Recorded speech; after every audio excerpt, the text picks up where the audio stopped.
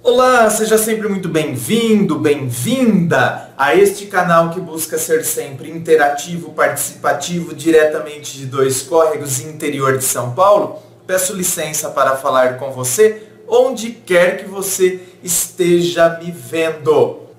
Olá, André, conheci seu canal recentemente e adorei. Preciso muito de sua ajuda, estou sofrendo muito com o término de um namoro de 7 anos. Minha história é a seguinte: fui casada há 24 anos e meu casamento foi muito conturbado e infeliz. Já não o amava há muito tempo e por causa de uma agressão física me separei. Tenho 2 filhos maravilhosos. Depois de um mês, fui a uma festa e conheci essa pessoa que é 11 anos mais novo que eu. Ele também veio de um relacionamento sofrido, um namoro de 12 anos, em que ele foi abandonado pelo telefone quando estava noivo. Quando começamos, eu sabia que ele ainda gostava dela e isso me dava muita insegurança. Convivia com isso. Com o tempo, foi melhorando, mas parece que eu não me sentia segura. Ele é uma pessoa muito íntegra e honesta. Tenho uma admiração grande pelo seu caráter. Ele é muito trabalhador e independente.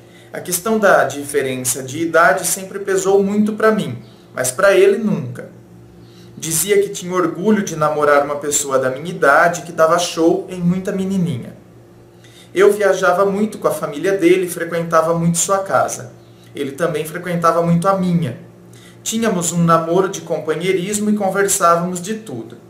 Há algum tempo notei que ele estava meio estranho e depois me disse que tinha algo incomodando. É que ultimamente ele estava com muita vontade de ter um filho. Foi devastador para mim, porque eu já estou com 50 anos e não posso engravidar. Choramos 3 dias e ele decidiu terminar. Disse que gostava muito de mim e que eu só fiz bem para ele e que eu fui a única que fez ele esquecer da ex. Continuamos a nos falar por telefone e sempre acabávamos chorando. Perguntávamos por que isso foi acontecer conosco. Ele disse que sente muito a minha falta. Um dia nos falamos com muita emoção e decidimos nos encontrar. Foi muito especial. Ele disse que está sofrendo com isso porque gosta muito mais do que pensava. Disse que tem medo de ter tomado a decisão errada. Nos abraçamos, fizemos amor, choramos e depois desse dia parece que eu piorei e ele melhorou. Porque tenho visto fotos dele em jantares com os amigos, que, diga-se de passagem, ficaram todos do lado dele. O que é compreensível, né, minha querida? Os amigos iam estar do lado, não é? Vai fazer o quê? Os amigos vão condená-lo porque ele terminou com você? Não, vamos realizar, gente, né? Você acha que os amigos vão condenar o amigo porque o amigo terminou? Uma coisa é condenar se o cara tivesse abandonado, tivesse, tipo, nossa, né? Deu uma surra na mulher, a mulher estando grávida. Pô, uma atitude condenável, com certeza, sem sombra de dúvidas, meu Deus do céu. Qualquer amigo que de fato é amigo deveria dar um bom chá de língua ou até se afastar de uma pessoa assim. Nesse exemplo extremo que eu dei aí. Agora, simplesmente porque o cara quis terminar, por causa de questões dele, por causa de conflitos dele, ele quer terminar uma relação com você, então os amigos, né, estão ao lado dele? Sim, estão. Assim como nós, qualquer um de nós, mortais e comuns como somos, quando terminarmos uma relação, é óbvio que os nossos amigos estarão ao nosso lado. Por quê? Porque é um direito que cada um tem de terminar a relação. A forma como se termina, muitas vezes é errada porque não leva em consideração a outra pessoa. A forma como muita gente termina. Agora, não é o caso aqui também, ué. O que a gente pode fazer com uma pessoa que entra em crise porque quer ser pai e unicamente através do sentido biológico de ser? Entra em crise, o sentimento dentro da pessoa entra em crise por conta disso. O que a gente pode fazer a não ser respeitar? Sentir, claro, e os outros também, os amigos também vão ficar contra porque ele terminou com você? Não, né? Tem 25 dias que estou trancada em um quarto só chorando. O que faço? Sou uma pessoa um pouco fechada e com poucos amigos. Me sinto usada, tipo, você foi ótima porque me fez esquecer da ex. Mas agora você não se encaixa nos meus planos, tchau. Foi bom enquanto durou. Mas minha querida, foi bom enquanto durou, não foi? Ai, que horror, André. Ué, não foi? Agora, Gente, lidar com o término não é nada agradável mesmo. Realmente, não é. Agora, essa questão aqui, parece que ele me usou para esquecer a ex. Ele me usou para esquecer da ex dele. Não. Veja bem, existem situações e situações. Infelizmente, tem aquelas pessoas que vão dizer assim, um amor só se esquece com outro amor. Eu, particularmente, não comungo desta teoria. Tá? Não comungo desta teoria. De forma alguma. Não é a teoria que me agrada, que me norteia, que norteia a minha vida, e eu não acho que também ela seja saudável. Mas tem muita gente que comunga desta teoria e vive desta forma. Termina hoje, daqui uma semana já está se entrelaçando com outra pessoa, porque um amor só se esquece com outro amor. Quer dizer, mas aí um ciclo não foi encerrado. Eu sou do tipo que tem que encerrar ciclo. É esse sempre o termo que eu utilizo aqui. É encerrar ciclos, é eu estar bem comigo mesmo. Hoje, é que esse vídeo vai ao ar dia 25, mas hoje é dia 11. O vídeo vai ao ar dia 25, vocês estão assistindo dia 25, mas eu estou gravando dia 11. Hoje, dia 11, que é terça-feira, que é o dia que eu gravo, eu coloquei o texto no blog que fala justamente sobre isso. Podemos ser felizes sozinhos? A gente pode ser feliz sozinho, sermos felizes sozinhos? Claro que sim. Evidente que sim. Sem dúvida alguma que sim. Que podemos ser felizes sozinhos, sim.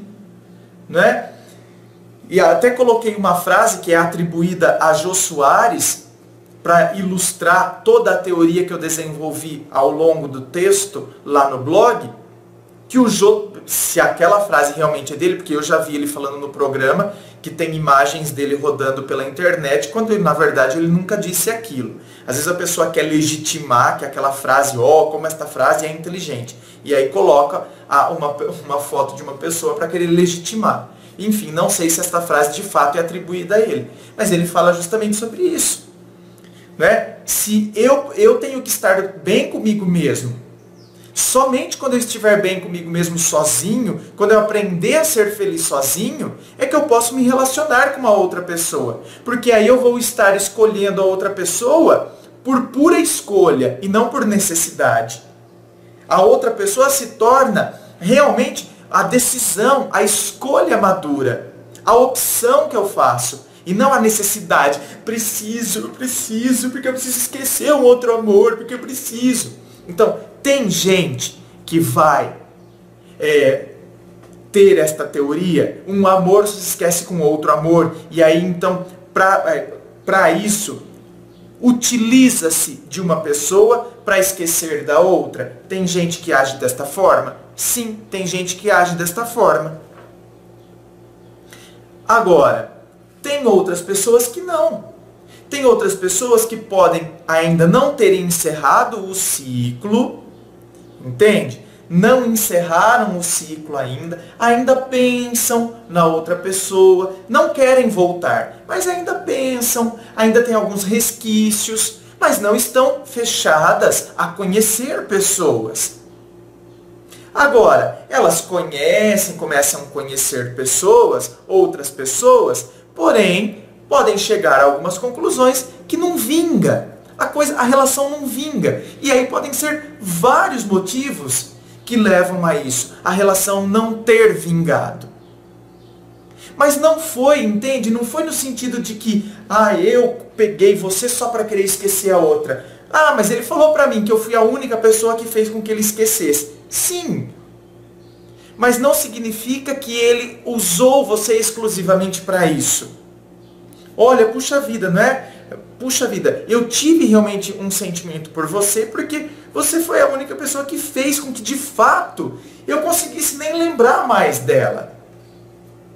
Que, de fato, ela não mexesse mais comigo.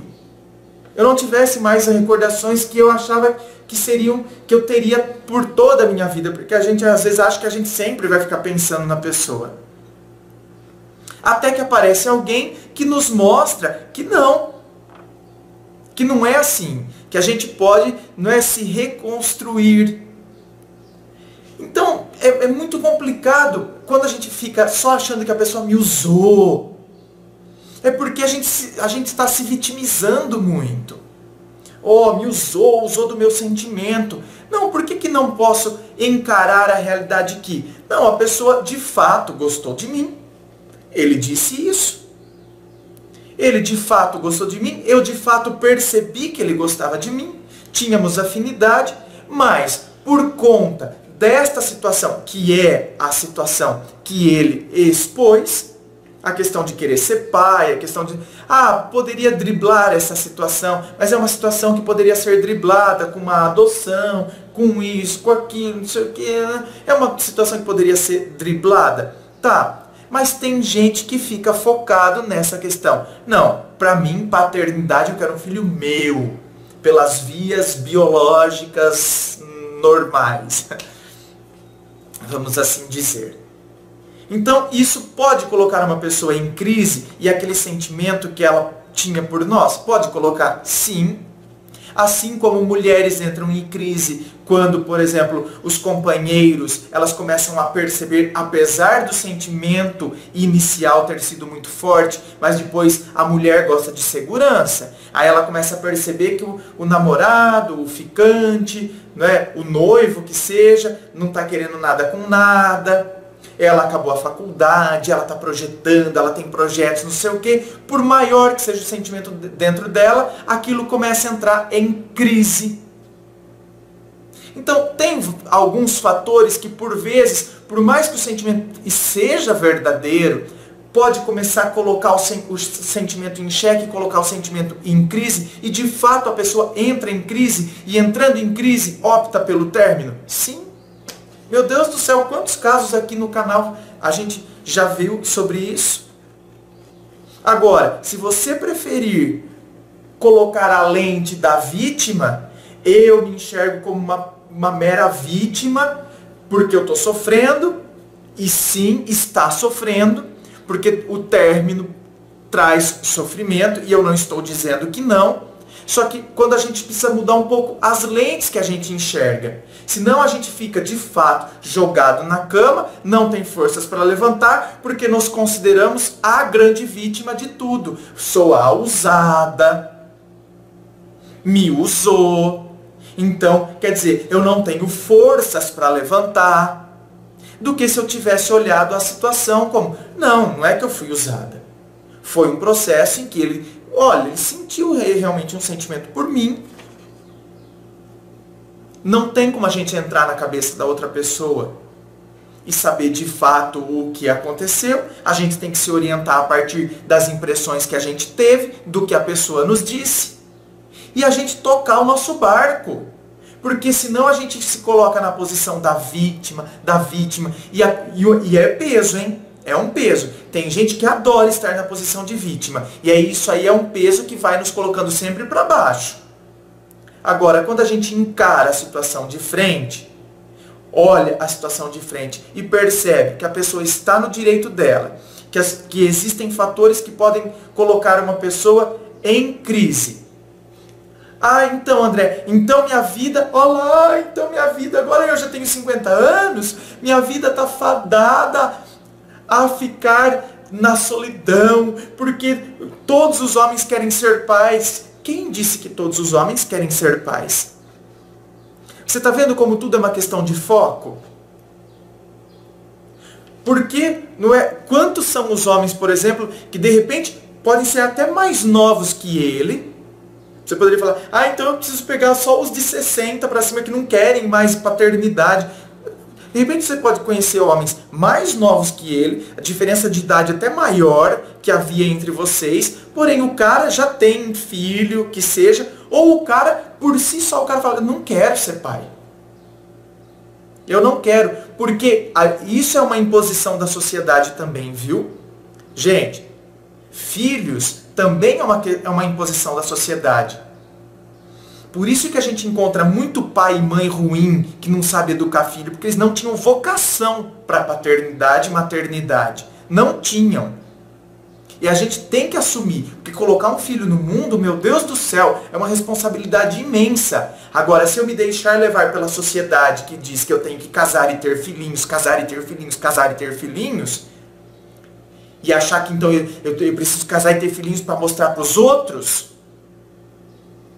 para mostrar para os outros e para corresponder àquilo que a sociedade espera de mim, e eu não percebo de fato o que está em eu, na situação que eu estou, eu tenho, não é? O dom para a paternidade, para a maternidade. Eu me vejo sendo pai, eu me vejo sendo mãe. Tem gente que não. Eu conheço muitos casais que não se veem assim. E inclusive assumiram um relacionamento e se dão muito bem por conta disso, porque partilham deste mesmo princípio. Então, mas a gente não serve para ter filho.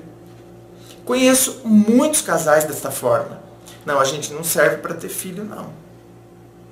A mulher sempre teve esse pensamento, relaciona-se com um homem que também pensa desta mesma forma e assim convivem. E assim vivem, e vivem muito bem. Então, minha vida está fadada agora a viver sozinha porque os homens vão querer ter filhos e eu não posso dar filhos. Quem disse? É o que eu estou dizendo. Quem disse que você não pode encontrar alguém que não queira ter filhos? Ou que já tenha e não quer ter mais? Então tudo é uma questão de como a gente olha a situação. Agora, se a gente quiser olhar pelos olhos da negatividade e de então se colocar como vítima da situação e isso aí decreta o meu fim, é aí onde a gente se deprime. É aí onde a gente vai se jogando sempre dentro de um buraco.